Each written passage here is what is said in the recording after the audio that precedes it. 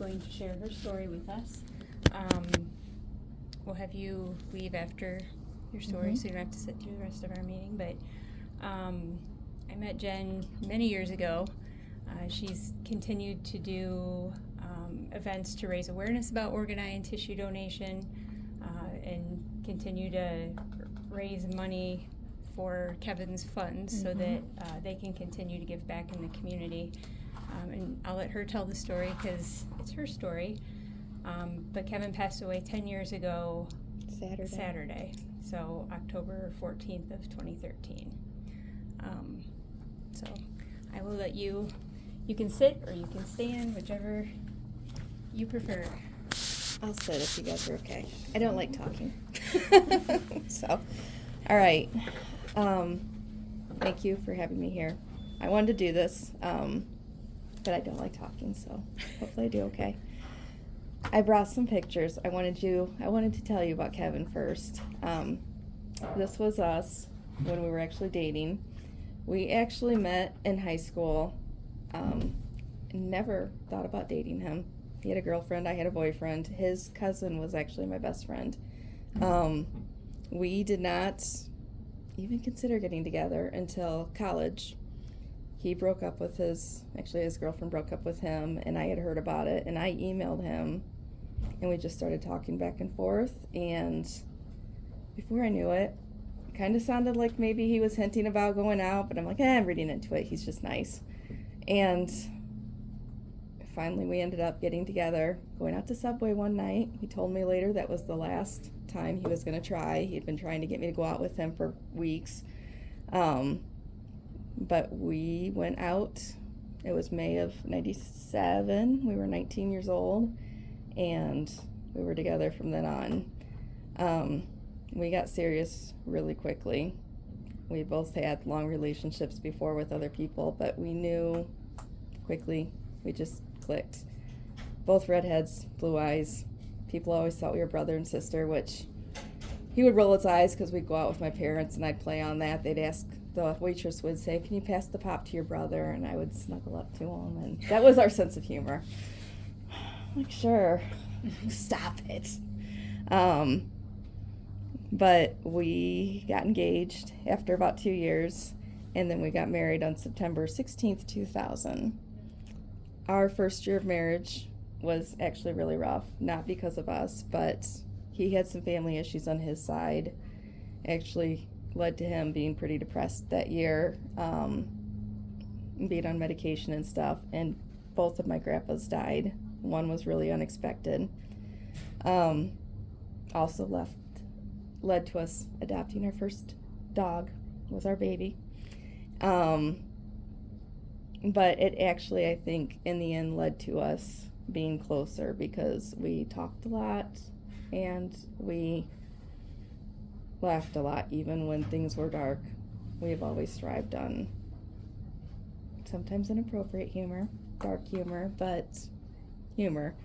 And just, it was hard, but we had each other. We were always good, even when other things weren't. We had talked about having kids right away, but actually I wanted kids right away. He was, let's have fun, which I'm glad now we did. We would travel. We were busy with work, but we were having fun. And then we decided to start trying to have kids, and thought I was pregnant. Found out instead I was diabetic and really, really sick. So that put a halt on everything, which was another really rough time for both of us. I got everything under control, but it took about 1.5 years to get pregnant with our first daughter. But when I finally got pregnant, we were super excited. I always knew Kevin would be a great dad. I think I scared him a little when I was pregnant. One story that I love was I wanted chocolate milk so bad. Actually, this story makes me look ridiculous, but it's hormones. I wanted chocolate milk really, really bad, and I made the perfect glass, and he said something to make me laugh. Like I said, we always laughed, except I had chocolate milk. I'd just taken a sip, and I snorted, and it came out my nose into my cup. And I started crying, like not just tearing up, I was sobbing. And I just set the milk down and just went into the other room crying. A couple minutes later, he comes in like with a peace offering. He's like, I made you a new glass. I think he was terrified of me. But that's who he was. I mean, he was trying to make me happy, and he was so excited about the baby, and it was neat. So she was born on April 15th, 2004. He was ridiculously happy. I mean, he's just in awe and amazed at the whole experience. Actually, he told me he could turn around and do that again. I told him to go find somebody in the hallway and he could hit them up, and he got a free pass because I was done for a while. But he was amazing with her. And out of the 3 kids, I have always said Olivia was our baby. Kevin worked 3rd shift at that time, so he was home with us all day. I mean, he slept, but out of all 3, we raised her together. Kevin was with her all the time. She was his little buddy, and I actually had pretty bad postpartum depression. So when I was struggling, he did a lot with her. And she didn't have colic. She had reflux really bad, so she was not an easy baby anyway. So he did a lot of walking with her. Eventually I did too, but he was great. He spent a ton of time just back and forth with her, walking the halls. Shortly before Olivia was born, Kevin got his dream volunteer opportunity when he was accepted into our local fire department. He had tried to get on for years, so he was excited. He always said he wanted to volunteer in the community that we were raising our kids in. He was also hit up to join village council, so he did that, and later he kind of fell into the job of being mayor, which was not what he planned, but he did it, and he enjoyed it. So he was working full-time. He was mayor. He was on the fire department. He was busy. Eventually, he actually went back to school, too. When he did that, that's when he dropped being mayor, and the whole time working full-time. When he was a year old, he got promoted.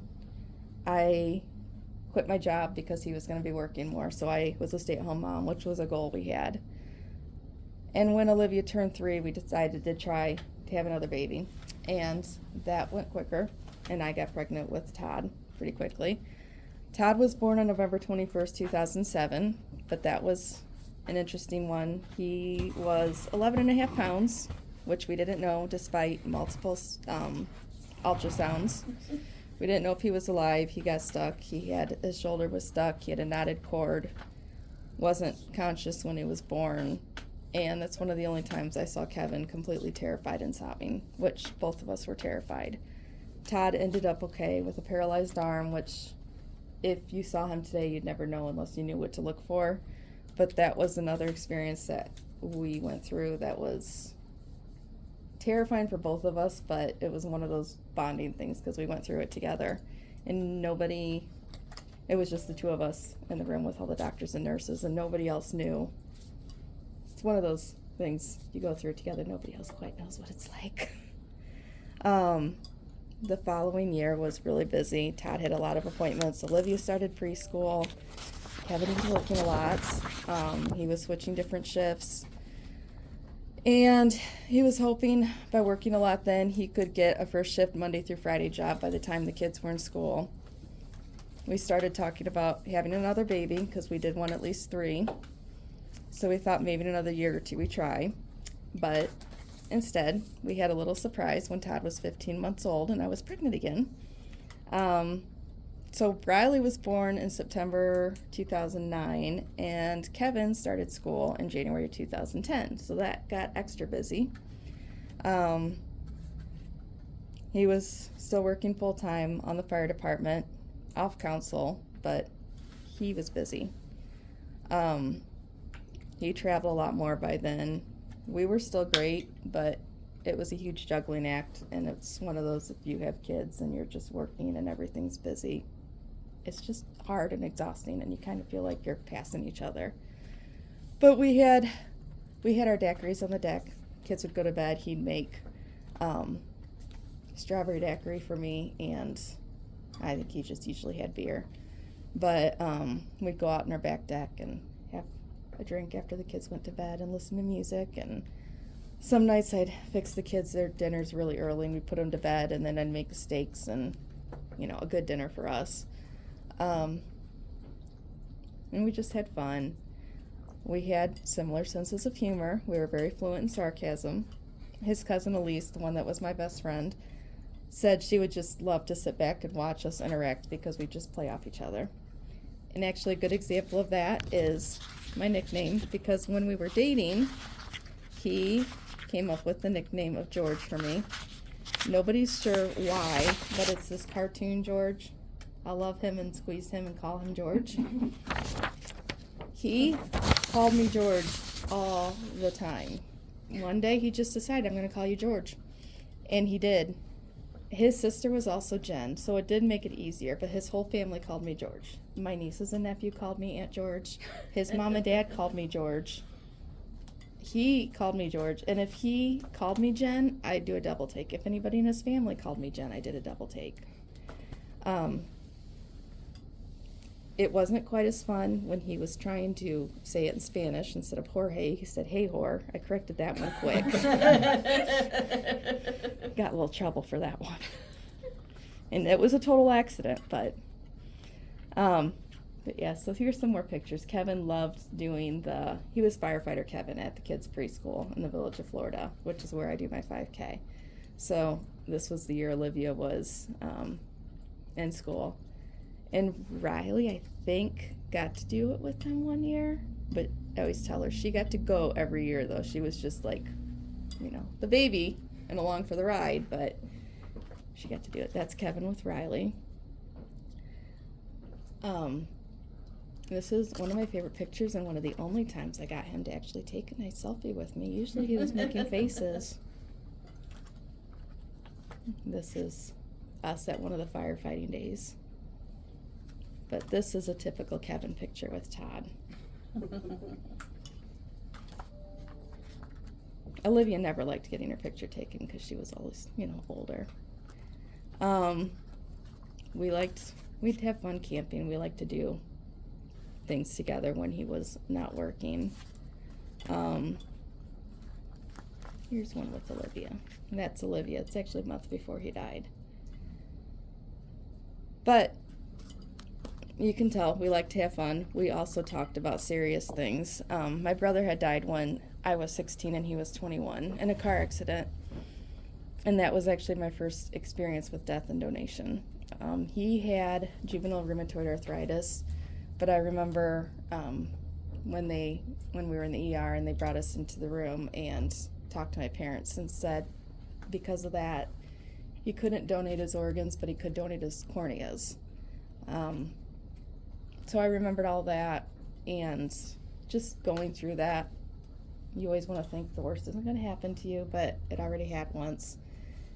And Kevin and I still wanted to go. Actually, I made him before we went to Las Vegas when Olivia was a year old. I'm like, I can't get on an airplane unless we have wills and the durable power of attorney and living wills and all of that. So we did all of that, got everything in place, and one of our talks during that whole time was organ donation, and Kevin's like, I already knew I was going to be an organ donor, but Kevin said, I don't need any of that when I'm gone. He said, give it all away. I don't need it. So it's one of those things that most people our age didn't talk about. First Thursday in October, we went away to a Thursday night football game. It was the Buffalo Bills playing the Cleveland Browns. Bills were his team, Browns were mine. Both teams were awful. But it was a Thursday night game in Cleveland, and we got tickets, and we had a ton of fun. And since we were in Cleveland, people were cheering me on and booing him on the streets. And the handy part was the Browns won. So it was a great night away. And it was one of those getaways where we just sat up all night and literally talked and reconnected, and we had so much fun. Got home Friday. He worked around. We were putting up a metal barn at our house, like catty corner from our lot that we bought because we were putting up a house eventually. And he worked with his dad in it on Saturday. And then on Sunday, October 6th, he was working out there in the afternoon putting up the wallboard on the inside. And he came in for, spaghetti for dinner, which was the kids and Kevin's favorite. And then he said he'd be back in to help me tuck the kids in that night around 7:30 or so. He never came in, but that wasn't unusual because he tended to get sidetracked or get talking to a neighbor. So I didn't think much about him not coming in. But I finally told the kids around 8:20, I'm like, just go to bed. You can see Dad in the morning. I'll send them up to say goodnight, whatever. So I sent them to bed, and thank God I didn't take them out with me, because sometimes I would just have them all ready for bed and I'd take them out to the building with me. So I'm really glad I didn't that night.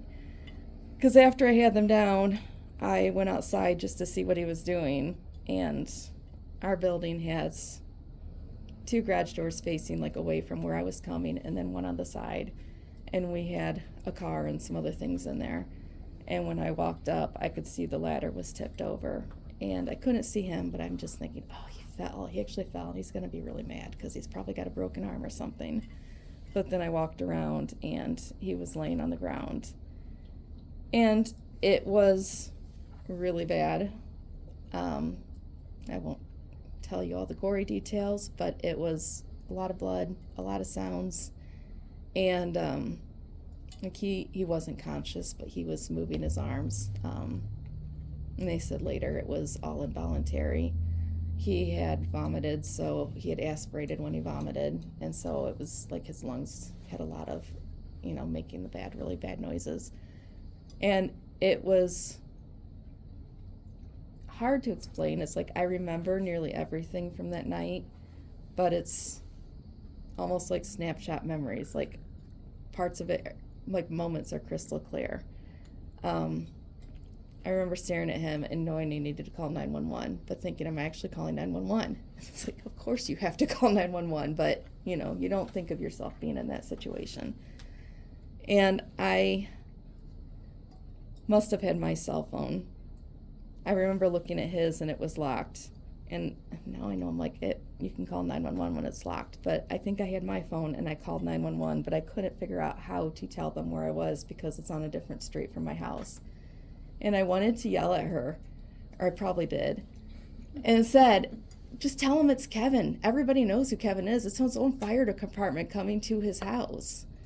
Which I know they can't say that over the scanner because people like me, everybody's listening. But I wanted them there quick, and I'm like, just tell them it's Kevin's building. They know. And finally they got that paged out. And then my kids were still in the house, so I knew I had to get somebody in with them. So I went and pounded on the neighbor's door, which the neighbor we were friendly with, but it was like a 90-year-old woman and her daughter. So I'm going to scare them, but I don't care. So I'm pounding on her door, and I'm just like, Kevin fell. I had to call 911. Can you go wait with the kids? And I go back out in the building with Kevin. I know I called my mom and Kevin's sister.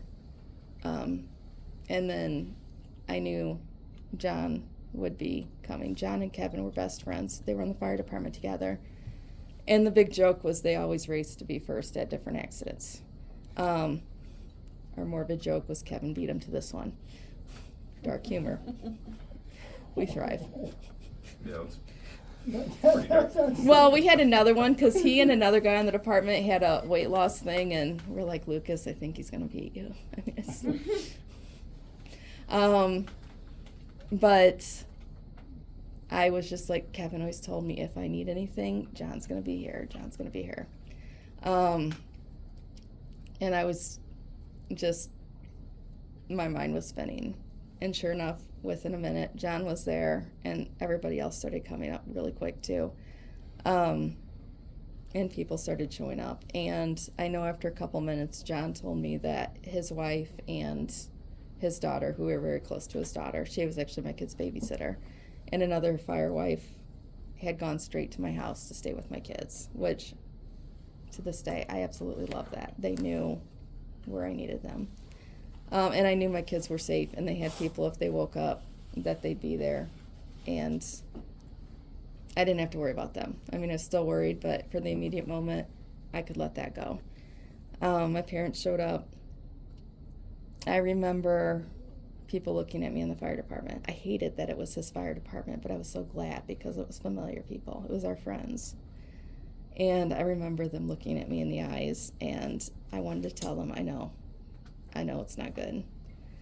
And, like, you don't have to tell me. I know what this is. They told me that Life Flight landed. They told me to go ahead and go to Toledo, and I didn't want to go. I didn't tell them that, but I was thinking, how can I leave him?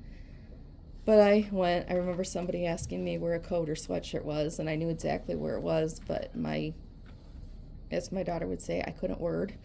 I couldn't figure out how to tell them where it was, so they're like, I'll find one, don't worry about it. So my mom and dad take me to Toledo, and I did text a couple of friends, and I think I just said, Kevin was in a bad accident, he fell, had to call 911, I'm heading to Toledo.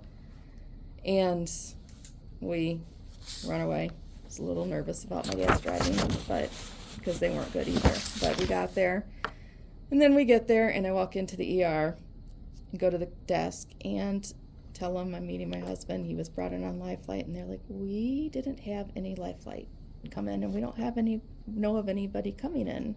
I was like, what? So I don't know if he's dead.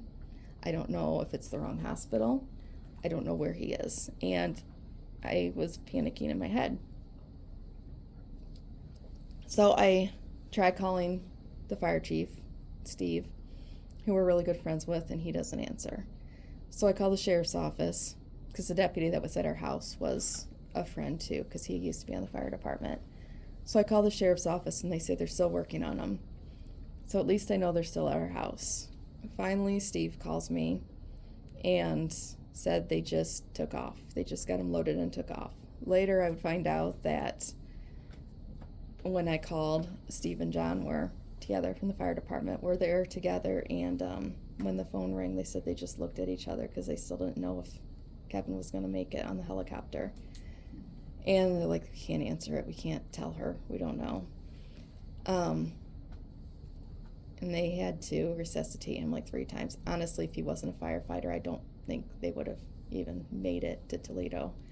And when they did get him finally on the stretcher and take off, they didn't know if they were taking Kevin to the ambulance, meaning he was dead, or to the helicopter. And John told me later when they put him on the helicopter, he and Steve just collapsed and started crying, and Steve called me right away. So he gets to the helicopter. I hear he gets to the helicopter, and I hear it land. They brought me and my mom and Kevin's mom back to a room. They tell us he's in a deep coma. He was a 3, I think, on that Glasgow coma scale, which we had a friend in a bad car accident a couple years before, so I knew all about that and how bad that was. Eventually, they moved us all up to the neuro ICU waiting room, and it was taking forever. It was like 2 a.m, and I still hadn't seen him. He wasn't stable at all. They were trying to get him in a bed, and he kept going downhill. And I remember begging the nurse, I think it was the nurse supervisor we were talking to, I wanted to see him alive one more time. So my last image of him alive was not in our building at my house. And she was like, I'll do what I can, but they couldn't let me back there. I'm like, I don't care if they're working on him. I don't care if it looks awful. I just want to see him one more time while he's alive. Luckily, I did. They did get him stable enough. His lungs, he had acute respiratory distress syndrome. So his lungs were pretty much as bad as his brain. He had a lot of swelling in his brain. They found out eventually that he had been on the top. We had to have the ladder investigated later because I was told it'd be smart to make sure the ladder wasn't faulty, which it wasn't.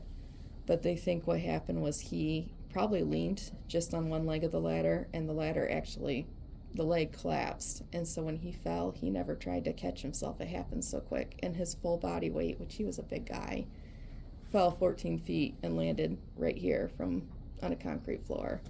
So they said there were no bruises, no breaks, no nothing, so he didn't even have a chance to try to stop himself, but everything landed right here, and that's where all the damage was. He did actually last 8 days in the hospital. The nurses were amazing. My kids were there. They were 9, 5, and 4 at the time. Olivia did not really want to see Kevin. I think she peeked in the room once. She was the 9-year-old, 4th grade. She peeked in once, and then later in the week when I told her he probably wasn't going to make it, she did go in one more time. Todd was 5 in kindergarten. He was in and out. He was also terrified of elevators, so he spent a lot of time talking my dad and some of the firefighters and my uncle into going up and down 10 flights of stairs with him because he was bored. So when I was a little glad I actually could be like, oh, I gotta stay with your dad. And then I told him they were nuts for saying yes. I said, you can say no to him even now. Riley had just turned 4 like 2 weeks before, and she spent probably the most time with Kevin, and she also spent a lot of time in the waiting room, and the firefighters, especially Steve, they like spoiled her. They played with her. She didn't really know what was happening. It was more of a party for her. I mean, you know, she didn't understand, which helped me a little bit. But because she could still laugh. The nurses were amazing. Kim was we had all of these. All the nurses were amazing, and we had, I think there was only one nurse I wasn't as crazy about. And the doctors were great. They just weren't as warm and fuzzy. But Kim was the nurse we had the first night, and we had her several other times. And she also has inappropriate humor, even in bad situations. I'm actually still in touch with her. Lauren was great. She was one that in the middle of the night, I would sit there at 2 a.m. and she went through every single test, every MRI, and told me that, you know, showed me on the MRIs that there was no way, even if I had been right there at the base of the ladder when Kevin fell and called 911 instantly, it would not have changed the outcome, because that was what I had worried about too, if I had been out there, because we didn't know how long he had been there. She's like, it wouldn't have mattered. When he fell, that swelling was instant. It was, you know, he had some strokes from the swelling, and she's like, you wouldn't have changed a thing. And then there was another nurse, Nicole Ehlers. She walked in, you know her? She worked at Life Connection for a while. Yep.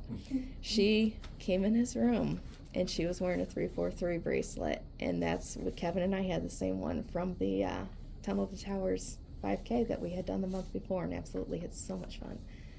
And I saw that bracelet first, and I think I had it on my wrist. And I was just like, I got chills, and I'm like, okay, that's, you know, I looked at her face, and I knew she was an Ehlers.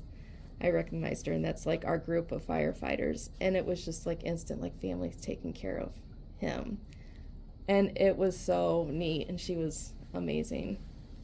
I absolutely love the nurses, and Kevin's family has always been interesting. They could be a little different, and the nurses were great at navigating those things. When the doctors would come in, they would tend to take over conversations and cut off my questions, which was really frustrating. And I don't like to make waves. And they're not bad people, it's just how they are. And the nurses would take me in the hallway after and be like, all right, did you understand everything? What questions do you have? If I can't answer them, we'll get the doctor again. Those doctors need to talk to you, not them. And we will help you make sure they're aware of that. They were awesome. I love those nurses. But I knew Kevin wasn't improving. They said he had less than a 5% chance of any meaningful recovery. And I knew he didn't want to live on life support and be in that state for who knows how long. I didn't want to miss out on the chance of organ donation if it was a possibility. But I also knew if I mentioned anything in front of his family, they would get upset because I had his mom not yelling at me, but in my face, if he can even blink his eyes, that's enough. We can keep him like that. And I'm like, no, we can't. And so I went to Kim, the nurse, and I'm like, okay, I know which way this is going. And I said, is organ donation, is that something that we can talk about? Do I talk about that? How does this work? Because if he's able to, I don't want to miss out on that. And I don't know if this is something I talk to you about, talk to somebody else about, but if it's going to be awful anyways, I at least want to try to get something positive out of this. And so I don't know who I talked to. I don't have a clue who it was, but she got somebody to the hospital, and she literally snuck me into a room, and John actually went with me, and she talked to me about everything. She looked at Kevin's file, and she's like, okay, so with all of the damage from the accident and the medications, he can't donate his organs, but he can donate a lot of different tissues. And with the size, he can donate a lot of skin, which was kind of cool, being a firefighter. It was just neat. And she told me that, yes, when he dies, we'll definitely get this process going. Somebody's going to call you. We won't let this get missed. Finally, his family started coming to terms with it, which was good because I knew at some point I was going to have to be the bad guy otherwise. It was Dr. Huffman, actually, the one whose son died, who was very blunt with them, but told them this is not the kind of life for him. He's not going to make it regardless, but it's time. It's okay to let him go. And they were furious with him, but it was much easier that they were furious with him than me. So on October 13th, I told them to go ahead, and I think we pulled the blood pressure meds. And that last night, they put him in a regular bed instead of the rhodoprone bed, and so I was able to sleep next to his bed. Well, I didn't sleep much, but hold his hand the entire night, and I absolutely loved it. As much as it was awful, I loved it. His blood pressure was dropping by the morning. Steve, the fire chief, had stayed at the hospital that night in the waiting room, so he was there if I needed anything, and we told him, so he called my parents and the people who needed to know. Kevin's family called people in. Soon enough, there were about 30 people in there. His cousins and aunts and uncles and stuff, which I wasn't crazy about, but I was zoning them out. I was sitting in my chair next to his bed, and I had my head just laying on his arm, and I was not paying attention to them. And his blood pressure got ridiculously low. I'm like, okay, seriously? I don't want you to go, but how long are you going to hang on? And so finally I thought, maybe he doesn't want to die in front of me, because I felt like he was still there. So I took a walk. And when I went out to the waiting room, everybody's like, if you want alone time, ask for it. It's your right. You're his wife. You have the right. I'm like, I don't want to. Well, then Kevin called me, which is really weird. But my phone rang and it came up his caller ID. And it was startling, but I was like, okay, it's his work. But later I checked on who called just out of curiosity, and his secretary's like, I checked around, nobody called. So I don't know what it was. Kind of weird. I like it. But his mom had stepped out, and I asked her if I could have some time alone. So she did get everybody out, and I went in his room, and I just spent time alone with him, and it was super peaceful. I washed his face because he was sweating, and after a little bit, the nurses came in because his blood pressure was going down more, and he died just with us and me and those two nurses in the room, and it was actually really, really, as awful as it was, nice. How I wanted it, how I think he wanted it. And I felt like that's what he was waiting for it to be just us. And to me, as much as it was awful. It was purely awful. I hated it. But the worst option was him not dying and being stuck in a hospital bed and on tubes and never being conscious, and the kids having to visit their dad like that. And he would have been miserable. If he was aware at all, he would have been miserable. So my kids were at my best friend's, his cousin's house. So mom and dad went to get them, and John took the kids home, or John took me home. So on our way home is when I got the phone call from one of you guys. And I had forgotten about it, but it was, that it'd be coming, but it almost felt good. It felt weird, but it felt like I was doing something for Kevin that he wanted me to do. And it was something positive, because nothing was going to change the bad in the situation. And at least it was doing what I knew he wanted, doing something for him, and it was doing something to help other people, which is what he was all about. And so it felt good to take this step, and whoever I talked to on the phone was great. I mean, they were really good about everything. They were nice, understanding that I had just left the hospital and I was kind of numb, but terrified of life at that point.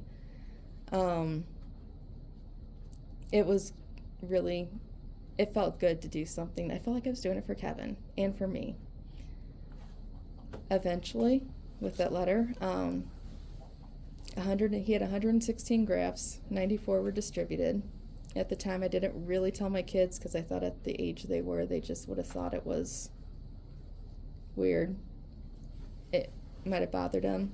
As they've gotten older, I've shared more and more, and now they know completely what it is. And over the time, they've been good with it. And actually, it's cool because as they've gotten older,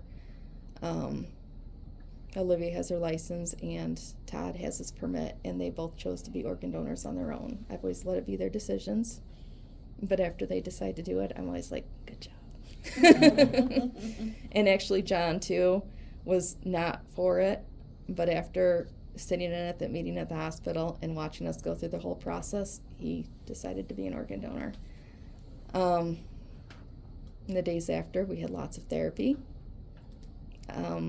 The kids and I think somebody told me we'd be more like a team than we would have been otherwise if Kevin was around, which I think is accurate. Sometimes I feel like Olivia, my oldest, is more of a co-parent at some points than a daughter, which I feel bad about, but on the other hand, I think she likes. Sometimes I just tell her to take care of my 15-year-old because he's a challenge.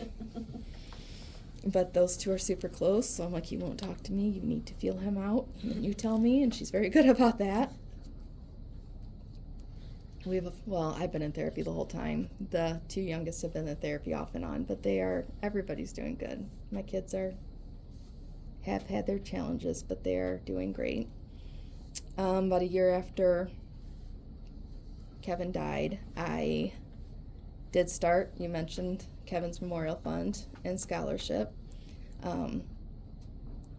I cope by finding a silver lining, because I can't, and I tell my kids that, and I learned it in therapy.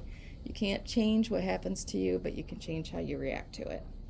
So I wanted to continue Kevin's legacy of doing things for the community. So the scholarship is geared towards community service, people that want to do community service, whether it's their profession or just on the side, but this helps them go to school, do a training. It can be any type of training. They can be going to paramedic school. They can be doing something like a certification. They can be going to college.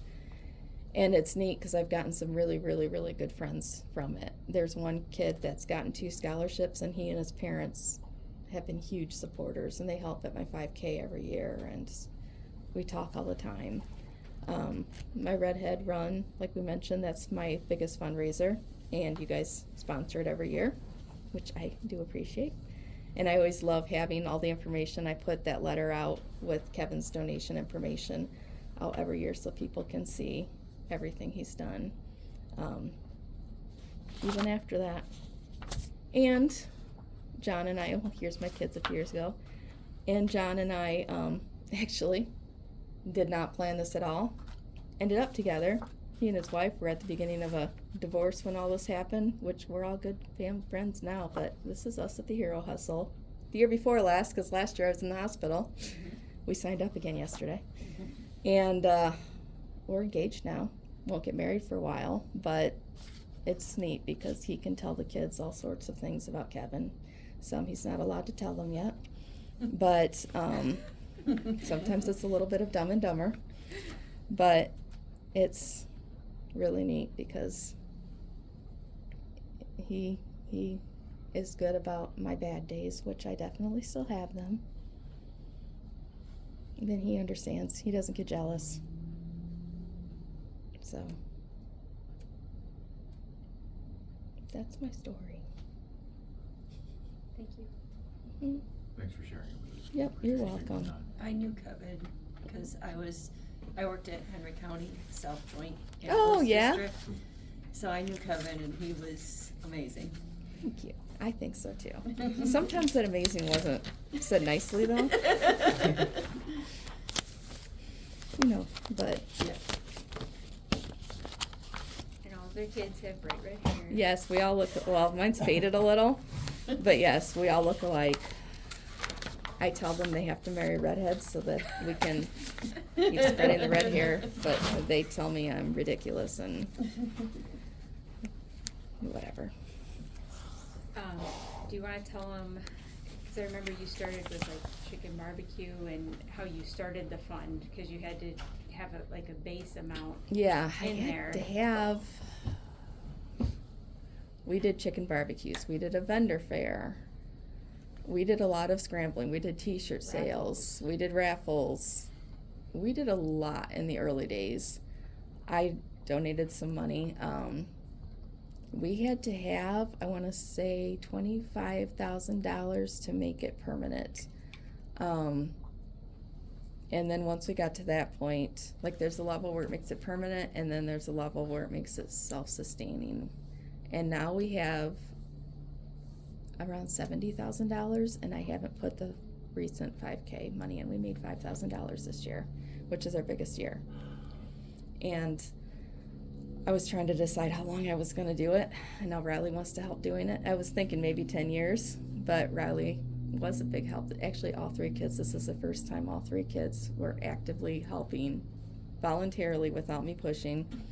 Riley did a lot of the planning, and we had almost our biggest participation and we did have our biggest fundraising year, so.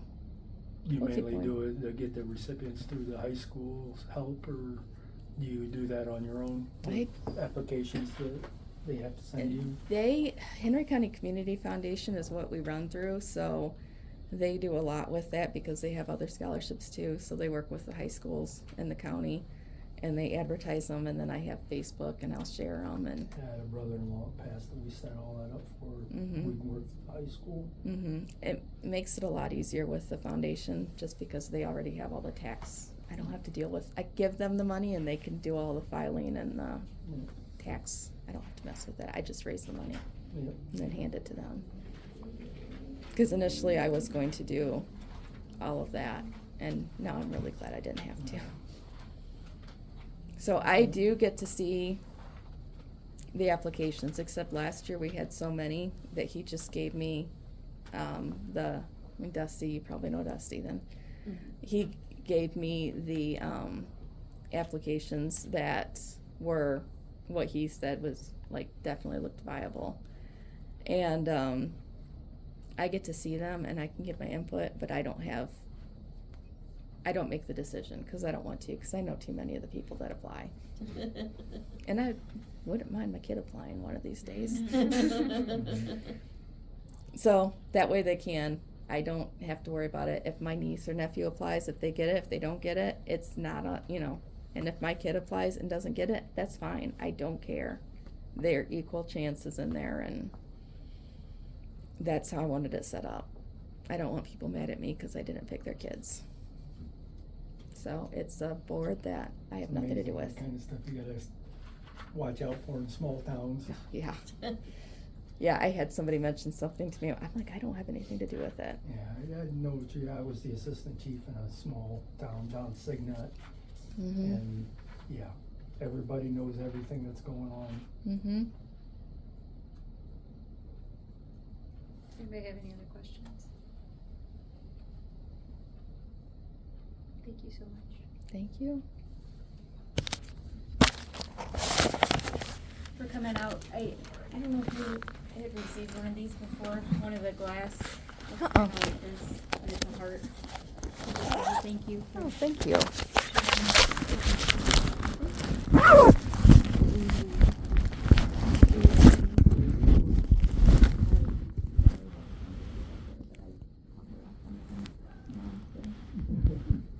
I'm gonna do step before, so keep it aside.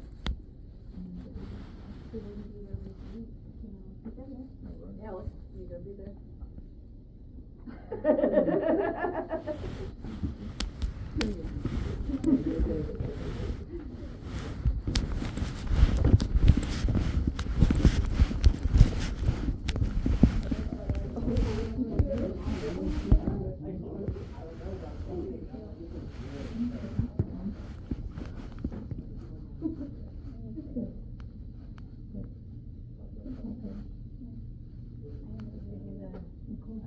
Yeah, it was